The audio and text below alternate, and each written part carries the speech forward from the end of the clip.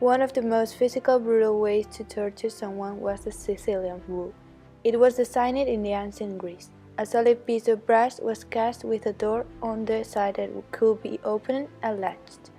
The victim would be placed inside the bull and a fire set underneath it until the metal became literally yellow as it was heated. The victim would then be slowly roasted to death out while screaming and agonizing pain. The bull was purposely designed to amplify these screams and make them sound like the bellowing of a bull. Torture is something that nobody should practice or be a victim of. Torture is the act of physical or psychological pain and possibly injury to an organism.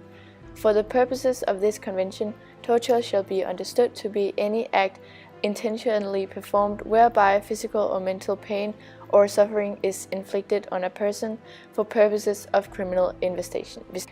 We think that torture should be stopped because it's not human and it's not a good example of how the world should be. Just because people have done something wrong doesn't mean that they should be punished by torture. Torture destroys people's bodies and minds, rips apart communities, and undermines democratic institutions and the rule of law.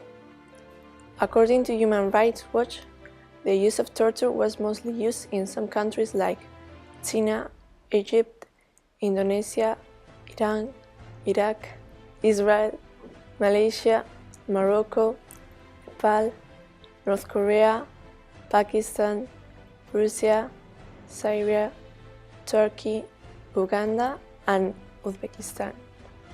One of the most notorious forms of executions, the guillotine, was made of a razor-sharp blade attached to a rope.